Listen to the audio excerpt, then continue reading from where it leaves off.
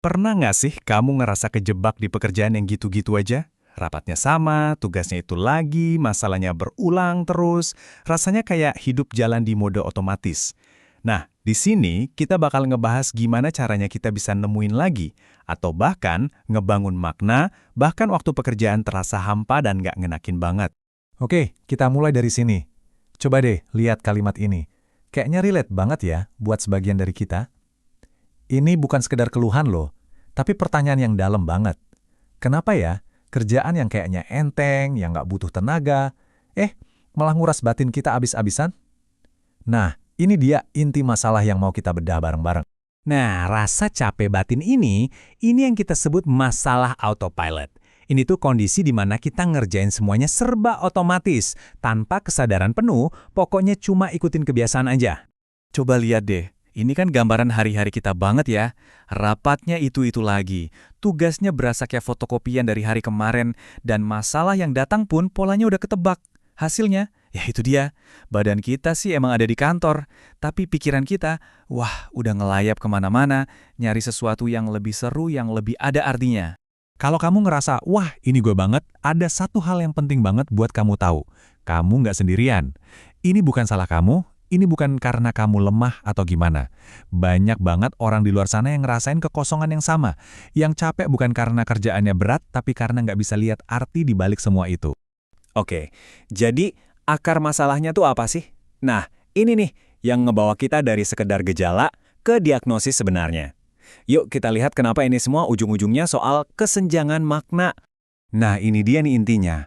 Rasa capek dan hampa itu datang dari jurang yang lebar banget antara apa yang kita lakuin tiap hari sama siapa diri kita sebenarnya.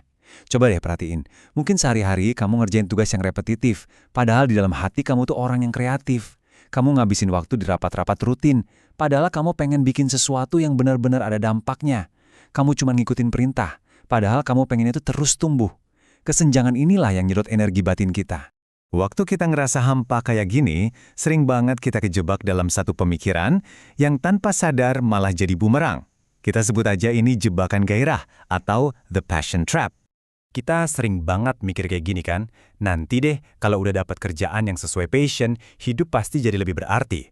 Kedengerannya bener banget kan, idealis. Tapi justru pola pikir kayak gini itu bahaya banget. Ini jebakan. Kenapa jebakan? Soalnya pemikiran tadi tuh bikin kita jadi pasif. Kita jadi cuma nunggu kerjaan impian datang sendiri ngetuk pintu.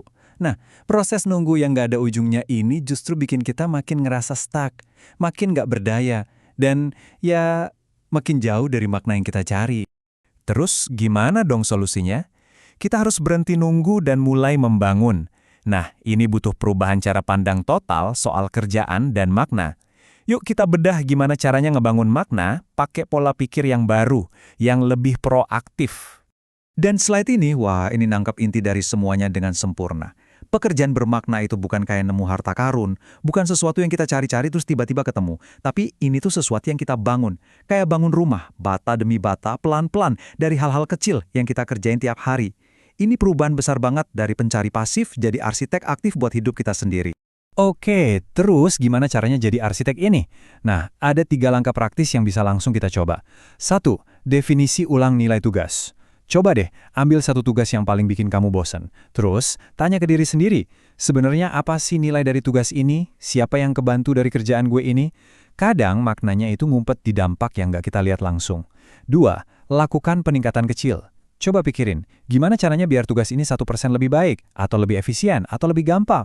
Gak usah muluk-muluk, ini soal ngambil alih sedikit kendali. Terus yang ketiga, jelajahi jalur samping. Sisihin waktu dikit aja tiap minggu, 30 menit juga cukup, buat belajar hal baru yang bikin kamu penasaran, di luar kerjaan utama. Sekarang, ayo kita fokus ke poin nomor 2 tadi. Karena disinilah kuncinya. Disinilah letak kekuatan terbesar buat ngerebut kendali lagi. Kita akan bahas kekuatan dari 1% harian Anda. Iya, beneran cuma 1%. Jangan anggap remeh angka kecil ini ya. Konsep buat bikin sebuah tugas jadi 1% lebih baik tiap hari itu powerful banget. Bisa sesimpel bikin template buat laporan rutin, atau nemuin cara kerja yang lebih cepat, atau ngotomatisin hal kecil yang makan waktu. Hal-hal kecil ini kalau dikumpulin dampaknya gede banget. Ini soal ngembaliin rasa kontrol ke tangan kita lagi. Jadi ini dia kesimpulan utamanya. Tugas kita itu bukan cari-nyari kerjaan yang sempurna sampai kapanpun, karena mungkin emang nggak ada. Tugas kita yang sebenarnya adalah mulai nyari dan ngebangun makna. Ya di sini, sekarang juga dengan apa yang kita punya. Kekuatan buat ngubah kerjaan yang hampa jadi bermakna, itu udah ada di tangan kita sendiri. Nah, sebagai penutup, saya mau ngajak kamu buat mikir sejenak. Coba deh renungin, bagian mana dari kerjaanmu yang paling bikin kamu ngerasa kosong belakangan ini? Dengan kita tahu sumbernya, disitulah kita bisa mulai membangun makna. Itu langkah pertama yang paling penting. Terima kasih sudah menyimak.